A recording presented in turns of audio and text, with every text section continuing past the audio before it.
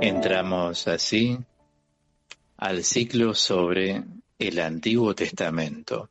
Hoy es el programa 65 en el que trato el Antiguo Testamento. Y en estos últimos tiempos, desde hace 28 programas, estamos adentrándonos en los libros sapienciales y hoy es el sexto programa que le dedico al libro de la sabiduría. Como muchos oyentes recordarán, lo último que hemos tratado en el programa anterior ha sido ver qué es la apocalíptica. Y les compartí que los escritos apocalípticos despiertan interés en los momentos críticos de la vida. ¿Recuerdan? Para una persona que en comunidad siente momentos críticos, pasan por ellos. Replantearse la apocalíptica es algo bueno. Sin embargo, nosotros los cristianos, el Apocalipsis siempre lo tenemos referido a Juan, ¿verdad? Pero voy a volver a aclarar que en el Antiguo Testamento, el escrito, dije en el programa anterior, más representativo de la corriente apocalíptica es el libro de Daniel, y en el Nuevo Testamento, el Apocalipsis de Juan, donde hay coincidencias importantes, también subrayé, pero también hay diferencias determinadas en muy buena parte por el contexto, digamos, judío del libro de Daniel. Y también se determina lo que es propio de la visión cristiana. O sea, hay cosas en común y otras que no están en común. Nosotros estamos aquí porque el libro de la sabiduría va planteando la apocalíptica. Entonces, en primer lugar, metodológicamente, para todos los oyentes que no han escuchado el programa anterior y los otros 5 en los que vengo desarrollando progresivamente el libro de la sabiduría, les recomiendo siempre entrar a mi canal de YouTube, Claudio Rizzo, teólogo, y escuchar en forma progresiva todo este desarrollo que siempre es, repito, progresivo y ascendente. En el mundo presente observamos que corre hacia su fin y llegará el momento en el que tendrá que dejar paso a una intervención de Dios. Esto es irrevocable. Esa intervención de Dios pondrá fin al mundo presente para inaugurar lo que les comenté en el programa anterior, el eón, o sea, esa palabra griega, el futuro, el mundo venidero. Como dijo el Señor Jesús, el mundo pasará, pero mis palabras no pasarán jamás. De manera que en la visión apocalíptica de la historia no se habla propiamente de un fin del mundo, sino más bien del fin de los tiempos. O sea, el curso del mundo presente llega a su término en virtud de una intervención de Dios. Así sería la idea. Pero este mundo no es destruido, sino que es transfigurado, es renovado. Entonces, lo importante para nosotros es tratar de recordar que este mundo no es destruido, sino transfigurado.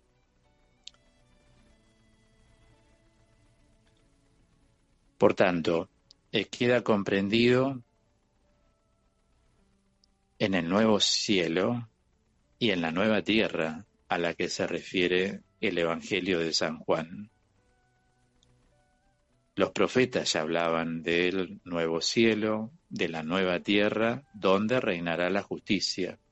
Es decir, ese anhelo de vida, para explicarlo con palabras sencillas, ese anhelo de paz, ese anhelo de justicia que está arraigado en el corazón de los hombres y que no puede realizarse en las dimensiones, digamos así, de este mundo, porque ven que el Señor viene a instaurar la paz, pero los hombres no siempre trabajan por la paz.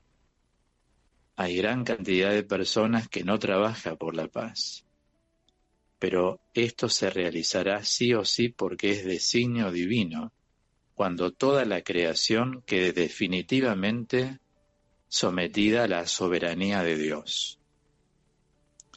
Esto es, cuando reine Dios. Y cuando Dios reina, reinarán la paz, la justicia, la verdad, la vida, es decir, todos aquellos bienes que pertenecen al reino de Dios. De tal manera que hay hay un corte fundamental entre el presente y el futuro. Y esta ruptura, este corte, está determinado por esa intervención final de Dios que inaugura una nueva creación. Por eso, en los escritos apocalípticos se revela de manera simbólica el sentido último de la historia. Así podemos verlo en el libro de Daniel, donde aparecen esos monstruos que salen del mar. Cada uno de ellos representa un imperio, y los imperios humanos se van sucediendo hasta el momento fijado por Dios. Y cuando llega el momento del fin, interviene Dios para establecer su reino.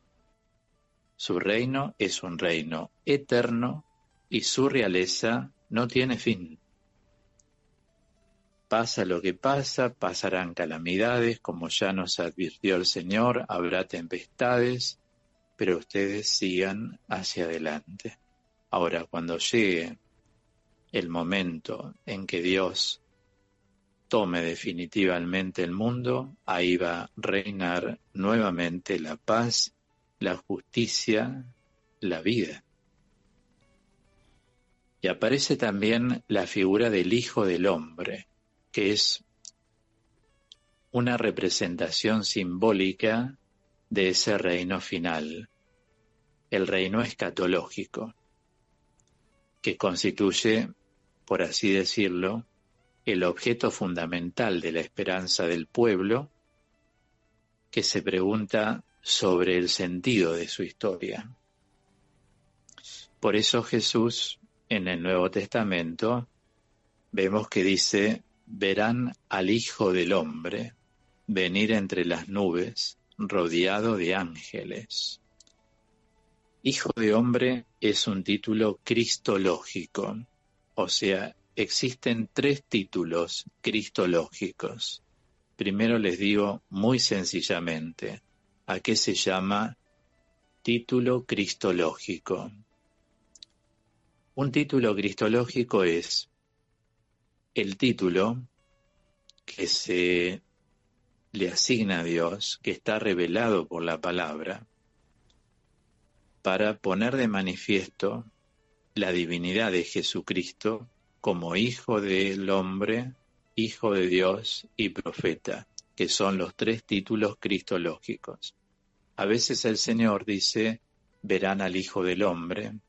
A veces el Señor utiliza esta denominación que ya tiene antecedentes en el Antiguo Testamento.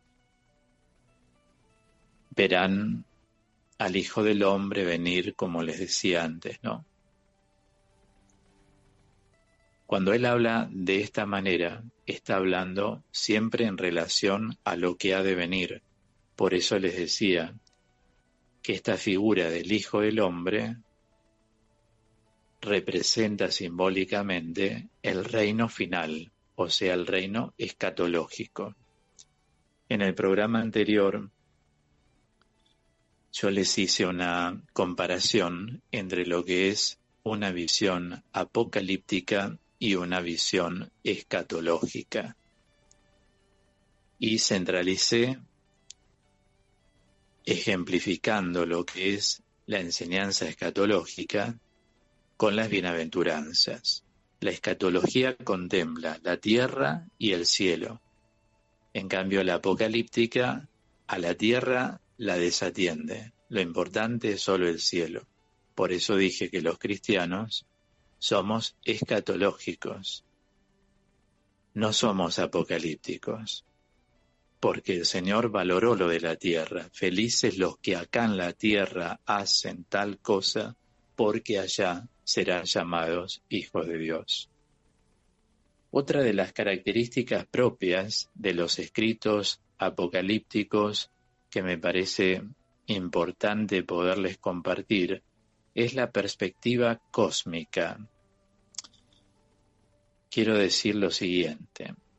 En este sentido, la teología apocalíptica de la historia complementa y enriquece la visión profética. No solo abarca la historia total de la humanidad, sino que asocia el mundo creado al misterio de la salvación. Por eso el Apocalipsis de Juan habla del nuevo cielo y de la nueva tierra, y habla también de la Jerusalén celestial que baja del cielo, y es una representación simbólica de esa, digamos, transfiguración misteriosa del cosmos que constituye, como habíamos ya planteado, un aspecto esencial del misterio de la redención. Así tenemos, digamos, una visión en cierto sentido dualista. Hay un presente por un lado y hay un futuro totalmente nuevo, pero siempre dentro de una continuidad. No hay destrucción, sino que lo que hay es transformación. Por eso digo, los escritos apocalípticos son un intento de interpretar la historia a la luz de Dios y sobre todo a la luz de la justicia de Dios. ¿Por qué? Bueno, el libro, digamos así, en primer lugar, históricamente esa literatura surge en un momento de persecución, todo lo que es la apocalíptica. Y el libro de Daniel, concretamente, fue compuesto hacia el año 135 a.C., y esta fecha no es causal.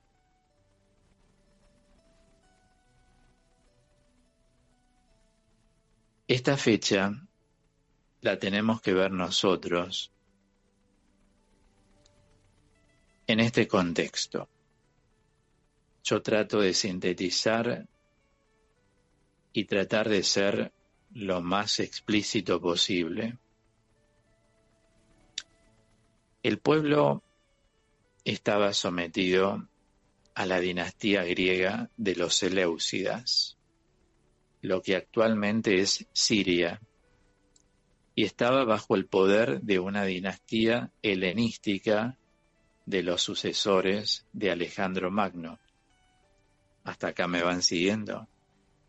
Entonces, los sucesores de Alejandro Magno habían dominado el territorio de Palestina y uno de ellos,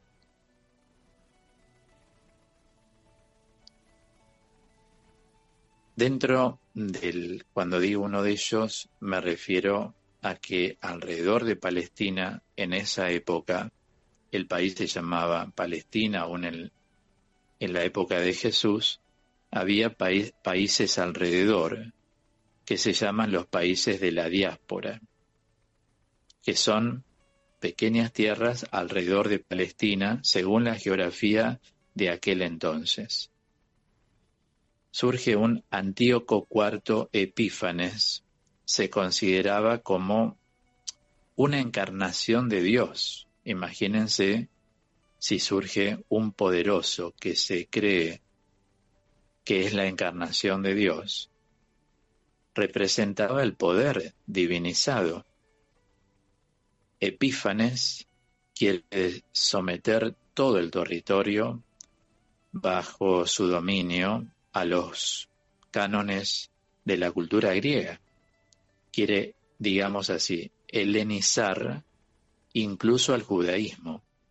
Entonces impone las costumbres griegas, la religión griega, pero como encuentra una resistencia muy firme entre los judíos, inicia una verdadera persecución religiosa y pone en el templo de Jerusalén las estatuas de los dioses paganos. Y esto es para los judíos una profanación insoportable. Por eso persigue a todos los que practican la ley de Moisés. Él elimina el culto de los sacrificios en el templo, es decir, quiere arrasar con las bases religiosas, espirituales y culturales del pueblo de Israel. Entonces, bueno, en este contexto se va a producir la rebelión de los macabeos, que inician una resistencia armada. Y acá el sacerdote Matatías lanza el grito de rebelión y es seguido por sus hijos y por muchos que están decididos a mantener su fidelidad a Yahvé, como lo llamaban los judíos a Dios. Se refugian en el desierto, allá son todas tierras muy desérticas en Medio Oriente, y así inician la resistencia armada. Pero al mismo tiempo que se produce este movimiento liderado por los macabeos, digamos, se intensifica la literatura apocalíptica que trata de explicar el sentido de esa persecución. O sea, ¿por qué pasan esas cosas? ¿Por qué el pueblo de Dios se va sometiendo o también se ve sometido a la persecución por parte de un poder adverso a Dios, de un poder que no solamente es enemigo de su pueblo, sino también enemigo de Dios? Bueno, en este sentido, la literatura apocalíptica trata de interpretar el sentido de lo que está aconteciendo en la historia, en ese contexto de persecución, obviamente. Y aquí lo que observamos es que la impiedad, por así decirlo, del perseguidor parece triunfar sobre el mismo Dios. En este contexto vuelve a surgir la preocupación por el gobierno, un gobierno justo del mundo. Tenemos una responsabilidad moral ante Dios. No se puede permitir esto. Entonces, en otro ámbito y en otra situación histórica, surge la pregunta que ya habíamos encontrado en los escritos sapienciales. ¿Por qué los justos son perseguidos? ¿Por qué triunfan los malvados? ¿Qué es lo que la gente muchas veces dice? Esta persona que es tan mala le va tan bien. ¿Se acuerdan que lo hemos planteado hace algunos programas? Bueno, en el Nuevo Testamento, el Apocalipsis de San Juan pasa más o menos lo mismo, ya sea que situemos el Apocalipsis en tiempos de Nerón o en tiempos de Diocleciano, dos grandes perseguidores de los cristianos.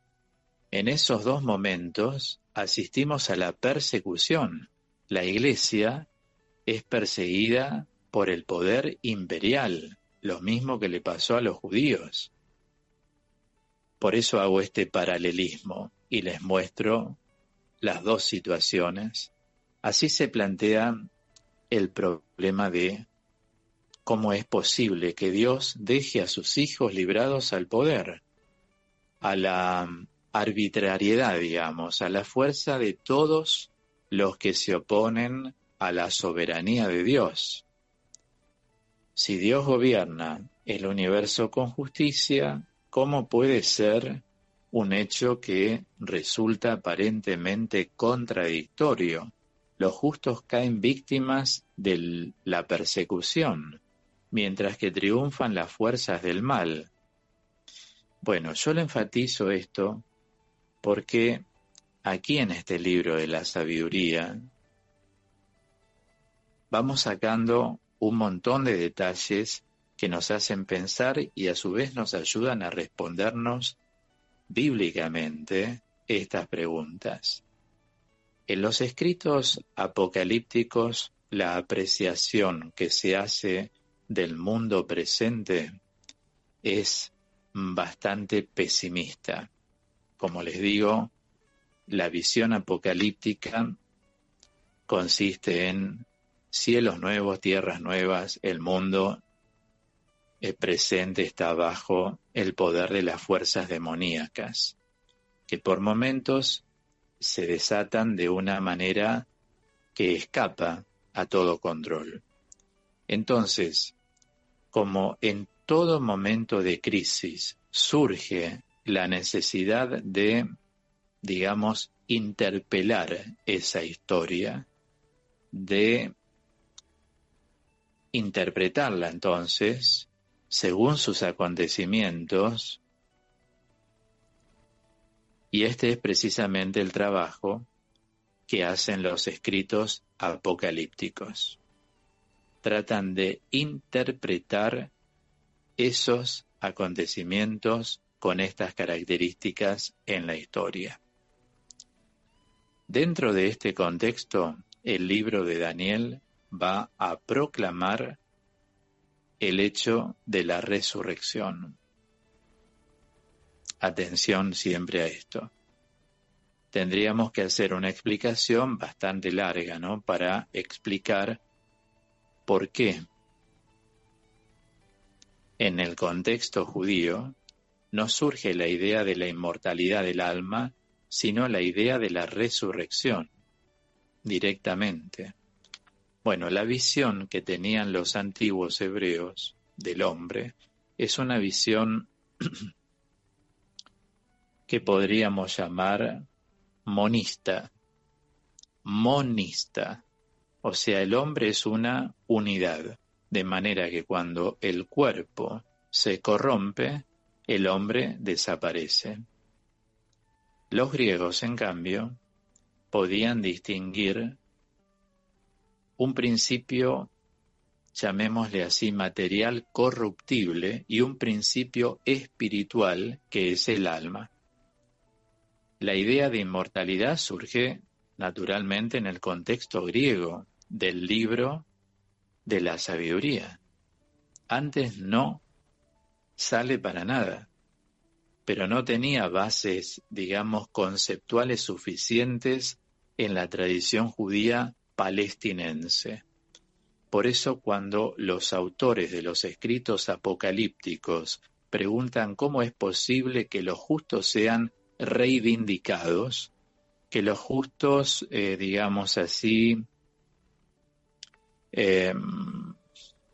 no caigan bajo el poder de la injusticia y todo quede ahí, entonces surge la idea de la resurrección. Y la primera vez que aparece esta idea es en el Antiguo Testamento, lógicamente, a través de Daniel, en el capítulo 12. Voy a ser más preciso, Daniel 12, del 2 al 3. Dice la palabra: y muchos de los que duermen en el suelo polvoriento se despertarán, unos para la vida eterna y otros para la ignominia, para el horror eterno. Los hombres prudentes resplandecerán como el resplandor del firmamento, y los que hayan enseñado a muchos la justicia brillarán como las estrellas por los siglos de los siglos. Bueno, yo este tema lo voy a seguir, por supuesto, trabajando en el próximo programa. Siempre les aconsejo escuchar atentamente todo lo que enseño y escuchar antes de escuchar el siguiente programa, todo lo que ya vengo enseñando en mi canal de YouTube, Claudio Rizzo Teólogo, donde quedan grabados mis programas.